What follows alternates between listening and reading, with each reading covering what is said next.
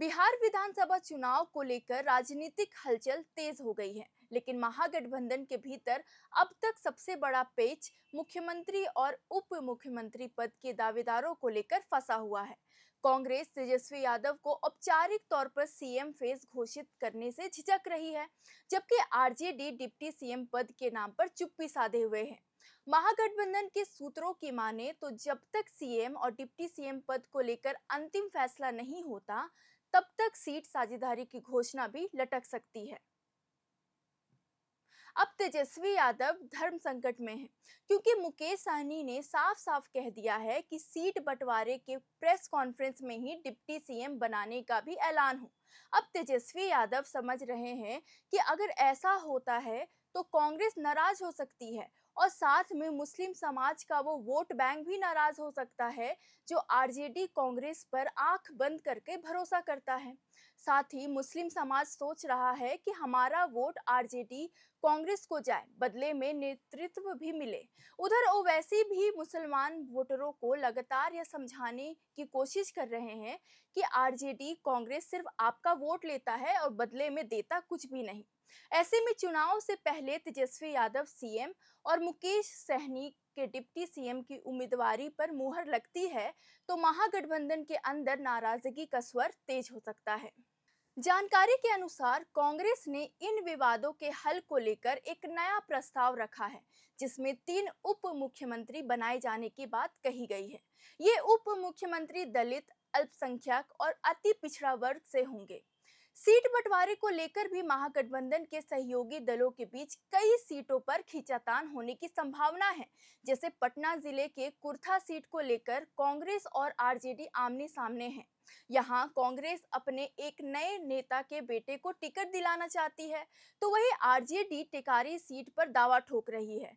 Ghosi seat जो पिछली बार भाकपा माले के खाते में थी, इस बार यह सीट आरजेडी मांग कर रही है।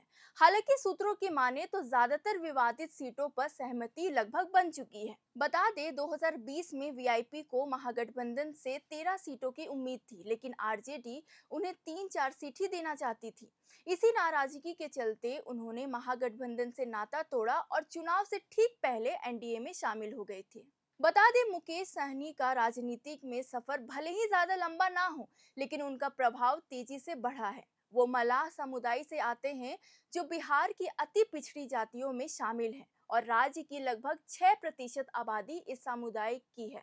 आपको बता दें, साल 2014 में उन्होंने नरेंद्र मोदी को समर्थन देते हुए अपनी सियासी सफर की शुरुआत की थी। 2015 में उनका नाम भाजपा के स्टार प्रचारकों में शामिल भी था। हालांकि बाद में मुकेश सहनी ने एनडीए से दूरी बना ली थी और 2018 में उन्होंने अपनी पार्टी बनाई, जो कि वर्तमान में विकासशील इंसान पार्टी वीआईपी के नाम से जानी जाती है। उसके बाद 2019 के लोकसभा चुनाव से पहले उन्होंने मार्च पर चर्चा नाम का कैंपेन चलाया, जो खासा लोकप्रिय हुआ। उनका नारा था, मार्च भात खाएंगे, महागठबंधन को जिताएंगे। हालांकि खगड़िया से चुनाव हार गए, लेकिन उनकी पहचान सन ऑफ मला के रूप में स्थापित हो चुकी थी। फिर बिहार विधानसभा चुनाव 2020 में वीआईपी एनडीए का हिस्सा थी। एनडीए ने मुकेश सहनी की पार्टी को कुल 11 सीटें दी। इन 11 में से वीआईपी ने 4 सीटों पर जीत दर्ज की थी। शेष 7 सीटों पर पार्टी के उम्मीदवार हार गए थे। यानी 2025 के चुनाव में मुकेश सहनी कथित तौर पर महागठबंधन से कम 30 सीटें मांग रहे हैं, लेकिन उन्हें ज्यादा से ज्यादा 20 से 25 सीटें मिल सकती है। सूत्रों ने बताया कि एनडीए मुकेश सहनी को उन सीटों की पेशकश करके लुभाने की कोशिश कर रहा है, जिनके जीतने की संभावना ज्यादा है। अगर सहनी पाला बदलते हैं तो यह 5 साल पहले की स्थिति होगी। सहनी 2020 के बिहार विधानसभा चुनाव से पहले आरजेडी के नेतृत्व वाले गठबंधन द्वारा उन्हें दी जाने वाली सीटों की संख्या से नाखुश होकर एनडीए में शामिल हो गए थे। मतलब कि ये 2020 में वीआईपी को महागठबंधन से 13 सीटों की उम्मीद थी, लेकिन आरजेडी उन्हें 3 से 4 सीटें देना चाहती थी। यानी ये कह सकते हैं कि जैसे जैसे मतदान की तारीखें नजदीक आ रही है, बिहार की राजनीति और गर्मा रही है। महागठबंधन जहां अंदरूनी मुद्दों से जूझ रहा है, वहीं एनडीए ने राजनीतिक बढ़त लेने की तैयारी शुरू कर दी है। तेजस्वी यादव के नेतृत्व को लेकर अभी भी तस्वीर साफ नहीं है और कांग्रेस की हिचकिचाहट राजनीतिक रूप से भारी पड़ सकती है। वहीं मुकेश सहनी की डिप्टी सीएम बनने की तमन्ना पूरी होती है या नहीं, ये देखना दिलचस्प होगा। बाकी आपको क्या लगता है मुकेश सहनी के बारे में? अपनी राय कमेंट बॉक्स में लिखें। चैनल को सब्सक्राइब करें और बिहार विधानसभा चुनाव के तमाम अपडेट्स के लिए देखते रहें एयर नाउ।